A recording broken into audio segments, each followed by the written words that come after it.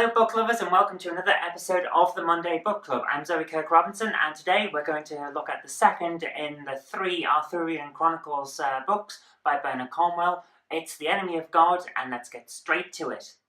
A few weeks ago we covered the first novel in Bernard Cornwell's Arthurian trilogy, The Winter King. This week we return to post-Roman Britain to continue the story of the warlord Arthur and his loyal companion Cauldron. The story picks up shortly after Arthur's decisive battle at the end of The Winter King against the despicable kings Gungleus of Siluria and Gorthidid of Powys. While the son of the former Silurian king seeks peace with Arthur's Dumnonia, he won't become its new king. Instead, Arthur plans to install the vain Prince Lancelot as king of Siluria, marrying him to Cynwyn, the surviving princess of Powys, in order to cement a new peace between Siluria, Powys and Dumnonia. Unfortunately, Cauldron is in love with Cynwyn and she with him. That's going to make a lot of problems, and it's these problems that propel much of the story in this novel. Meanwhile, Merlin is planning a voyage to Ireland to recover one of the lost 13 treasures of Britain, which disappeared after the Roman invasion.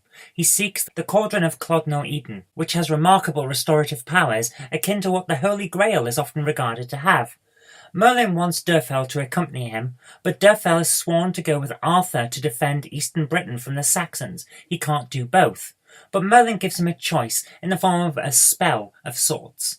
If he uses this spell, he will be bound to follow Merlin on his quest, but his love, Cynwyn, will be his rather than Lancelot's. If he chooses not to use the spell, Cynwyn will marry Lancelot, but Derfel will be free to go with Arthur to fight the Saxon invaders. Derfel, of course, chooses the path that's going to cause the most problems for the most people.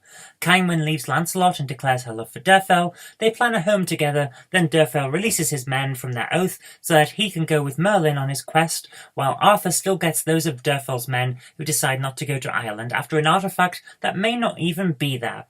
Meanwhile, the new King Lancelot is not happy at all. This is where the Arthurian Chronicles take a turn for the more fantastic. This is a Grail quest in all but name, and it contains many of the more mystical parts of the Arthurian story.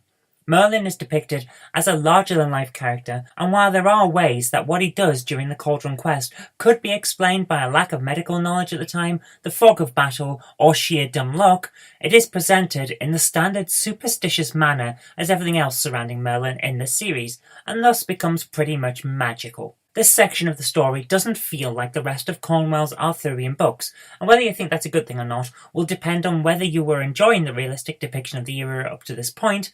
For me, it seemed a little out of place. Once the Cauldron Quest is over and everyone's back in Britain, the story gets back to its realistic tone. Derfel and Cynwyn go off to live happily together in a house in the forest all summer, but Derfel is soon called back to the army. The Saxons are building their forces again, and the kings of Britain come together to discuss battle plans. This is where it turns out that not only is Lancelot still angry at being snubbed by Cynwyn, but he's also become bored of being king of Siluria. Thus, the love triangle part of the story comes back to bite our main character in the arse. Battles take place, all described in Bernard Cornwell's amazingly detailed style. These things feel like proper depictions of actual historical conflicts, and they are a great read. Of course, our main character survives them all, and let's face it, the conceit of this story being a tale that Derfel is writing when he's an old man made that pretty much clear from the start, so Cornwell's writing style is less about whether Derfel will survive, but instead how, and also who will survive along with him. Meanwhile, Merlin is still on his quest to reclaim all 13 of the lost treasures. He brings Derfel along once again to find the last of the 13 treasures of Britain. When they do, it's stolen straight from them, and soon news reaches them all that the cauldron they reclaimed earlier has also been stolen, all by enemy druids. Derfel can't help with that right now though, as Arthur is calling him back to Dumnonia to help raise its infant king Mordred, who is turning out to be a brat. Surprise, surprise. And thus we see everything is now set up for the final story in the trilogy, which we'll cover at a later date. So the question I found myself asking when I was finished reading this novel was, is it a good book? Now I have to say I honestly don't know. As a standalone story, it's not one I could recommend to anyone, basically. It's clearly the middle of a trilogy, and it doesn't try to be anything but that. However, the storytelling is in Cornwell's usual expert style, and there's a lot to like here. There's a lot going on, and it's quite interesting as you're reading it. But the problem is, that it only does two things. It wraps up some plot points left hanging from book 1, and it sets up some plot points for book 3. It doesn't actually tell an all-encompassing story of its own. So, as an individual book, it kind of fails.